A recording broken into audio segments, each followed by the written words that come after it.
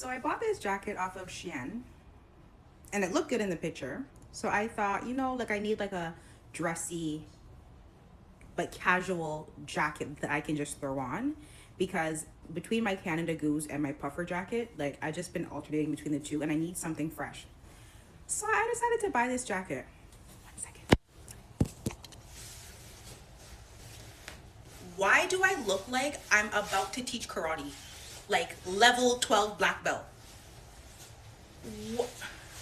I'm gonna link the jacket I thought I was getting. I don't know.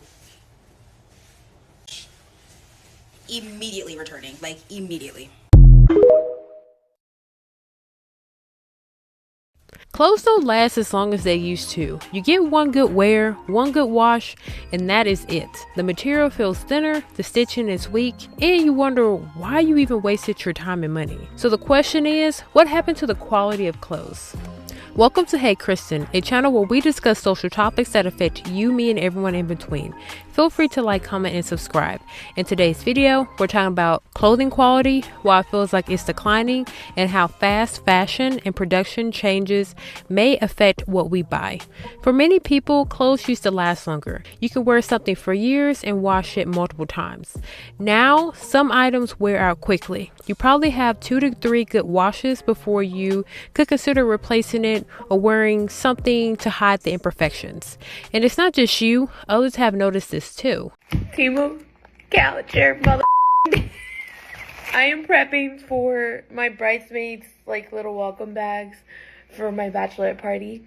And I went on Temu because I want to make them little cute t-shirts. So I went on Temu and I was like, oh, let me order a 6-pack of shirts, of white shirts, so I can customize them for them, right? I'm really excited. I'm getting an email today. My order was delivered, so I get to the door. I get to the door and I see this bag and I'm like, this doesn't look like there's six shirts in here. So I open it. Let me show you what Timo sold me. Literally says 6. Why? How? They finessed me. It's literally said 6-pack of shirts. I could have sworn the ad was like 6 shirts. Not a 6. Sasha, no, don't bite it. Not a 6-pack shirt. At least I got a 6-pack so I can wear this to the gym. Temu, come on. Get it together. You guys knew what you were doing with that. I thought I was getting the deal, man. Obviously, I wasn't, but yeah. Say hi, Sashi. Say hi. But anyways, yeah, Temu, count your days. Because I need 6 shirts. Send me 6 shirts, not a 6-pack shirt. Here's my 6-pack. It's not even my size because I ordered, I think this is like a small or a medium. I ordered a 6-pack of medium. Okay, I can't believe this happened when I went shopping for a wedding guest dress. So I haven't been clothes shopping in over a year, and I was genuinely shocked by the quality of what I saw. I'm telling you, if you switch out the tag and put a Shein tag in it, it's the exact same thing, just with a higher price tag. There were raw hems everywhere, and the stitching wasn't even great. So I got kind of discouraged and decided I would just make my own dress. I don't consider myself an amazing dressmaker yet, so I was a little hesitant at first, but I made the majority of the dress like a day before the wedding, and then of course didn't finish it until the absolute last minute. But this is how it turned out. I am happy with it, but I'm so reluctant to wear my work because I am my biggest critic. But I used this fabric that I designed myself. I paired it with these big bow campy heels and tried to do some more like frosty glowy makeup because it's a winter wedding, and had a great time, danced the night away. It was a blast. If you're also hesitant to wear the things you make, take this as your sign to do it, because honestly it'll be more fulfilling in the end and probably cost you way less money. And this is where fast fashion comes in. Clothing is produced faster, trends change quickly, and items are made to be replaced, not kept long term. This creates a cycle of buying more and more often. The only people who are benefiting are the companies, but customers believe that they're the ones that are winning because they see the discounts in their cart. For example, fast fashion companies include Shein and Temu. People complain about inhumane work conditions, yet we have people seeking these discounts brands and supporting the companies through purchases. And to keep prices low, something has to give. This mindset often reduces production costs. That means thinner material, lower durability, and less attention to detail. And while items may look good initially, they may not be built to last. I mean, what do you expect when you're paying $5 for a shirt and a pair of pants? That is $245. That is 100% polyester. My biggest fashion pet peeve is mid-tier clothing brands that are selling us cheap quality clothes at such an expensive price. All over social media, shoppers questioning the quality of costly clothes. The fashion industry booming, selling more than $300 billion in apparel a year. That's almost 3% of American household spending. To help consumers spend smartly, Joseph Ng, a fashion business consultant with a network of manufacturers, started posting these videos. I've been in manufacturing for over a decade. We take apart pieces from your favorite brands. Fast fashion or elevated? H&M, Balenciaga. Where he deconstructs and reviews popular brand name clothing items. He's gotten more than 40 million views on TikTok. A lot of times people equate price or brand name with quality. You say that's not always the case. That is correct, yeah. I think the biggest misconception when it comes to fashion is that luxury goods and high-end goods mean quality. Take workout leggings. Ng broke down the airlift leggings from Alo that sell for $130. The fabric isn't the greatest. The construction isn't the greatest. It's very simple of a design. I was actually quite shocked at how low quality those leggings were for the price. We reached out to Alo Yoga and did not hear back.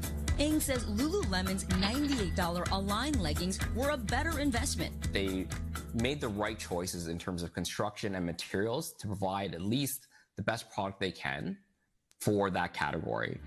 But if you only want to spend $15, he says, try Costco's leggings. They're definitely an option that does the job. We asked Joe about these $50 jeans from the brand Quince. They claim they're comparable to these Mother jeans that cost more than $200. Today, Vicky has sent me 2 pairs of denim, one from the brand Quince, one from the brand Mother. They both share very similar design elements. The fabric on the Quince is using organic cotton. Quince is going to be a more expensive fabric. There's a lot more attention to detail in terms of making the Quince. Were the Mother jeans 5 times better than the Quince jeans? Mother jeans at that price, while you're getting the artistic expression of being handmade and made in America, I think for the average consumer, the Quince is probably the best option for them. Mother did not respond to our request for comment. So you can push that color decision. At the Fashion Institute of New York, Margaret Bishop teaches students about fabric, stitching, and how to tell if a garment is well made. There's been a significant reduction in the quality of the fabric for a number of the major brands and retailers. She says some clothing makers are investing a lot into branding and marketing and skimping on quality material. So when you're shopping in person, she says, feel the weight of the garment. Heavier fabrics will be more durable and hold it up to the light. You know, you can see through it, unevenness in the yarn, unevenness in the tension of the stitches, things like that that just indicate a poorer quality fabric. For t-shirts, check that the collar lays flat. You want it to lay flat, and yet you see that it's kind of wrinkled. It's a new garment. This is just from people trying it on. It's already out of shape. Avoid garments with loose threads or poorly secured buttons. You want to unbutton and button the shirt. Pull on them a little bit. Are they loose? If so, that's a button that's likely to fall off at some point, either just in normal wear and use or in laundry. When it comes to finding fashion that's affordable and sustainable, experts say don't shop based on label and price alone. Sometimes the lower priced, lesser known option is a better buy. I just love that story. You can do that with so many different items. Joe and Margaret also say synthetic fabrics have a bad reputation. But look, when it comes to polyester, that can be great for sportswear. Nylon, highly durable. So depending on the application, don't just say, oh, it's polyester. I can't, you know, if you're wearing something for athletics, you want it to be moisture. Be able to wear. It's not going to do it for you. Okay, so he raised an interesting point, or the fact that we don't go to a store anymore. You have to look and feel the stuff. Right, and that creates so much waste when you're returning products, and so sometimes it is worth it to get to know a brand, get to know it in person, and so you know what the quality is. But sometimes you got to feel it and see it in real life, Al. There you go. IRL. Yeah, IRL. All right, Vic. Lower quality leads to more frequent purchases. Instead of buying one item that lasts, people buy multiple items over time. And financially, that adds up. It may seem cheaper up front, but more expensive in the long run. Would you rather pay more for something to last or pay less, but replace it more often? Clothing is no longer about function. It's about trends, speed, and availability. But that shift can affect value. And not just the price, but the longevity. The lack of originality in mainstream culture has led to people surfing trends. Companies are aware of this and capitalize on people's tendency to follow trends. 100% polyester for $118.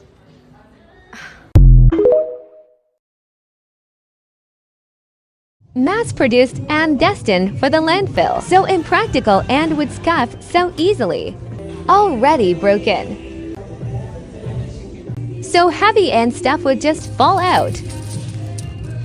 Definitely a micro trend and takes up so much space. Just ouch.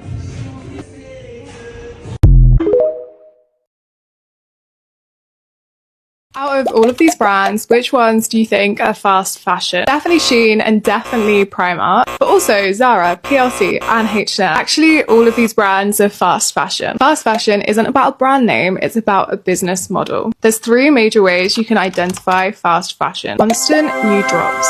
Zara releases 500 clothing garments a week, and Shein releases up to 2,000 a day. It's not trend following, it is overproduction. Second way is suspiciously cheap prices. Boohoo selling a £4 dress. When you think about sewing, materials, cutting, garment creation and marketing, all of those costs doesn't add up to £4. If you aren't paying the price for a garment, someone else is. Finally, pushy marketing. Influencers making you feel like you've missed out. Airbrush models showing perfectly fitting garments. Brand deals with your favorite influencers are all designed to keep you wanting to consume more. Fast fashion thrives on overproduction, underpaid labor, and constant consumption. The industry has so many more dirty secrets. If you want to hear me spill the tea on the dark truths about fashion, check out my YouTube video. Do let me know if you can now identify fast fashion and follow for more fashion deep dives and secondhand and slow fashion.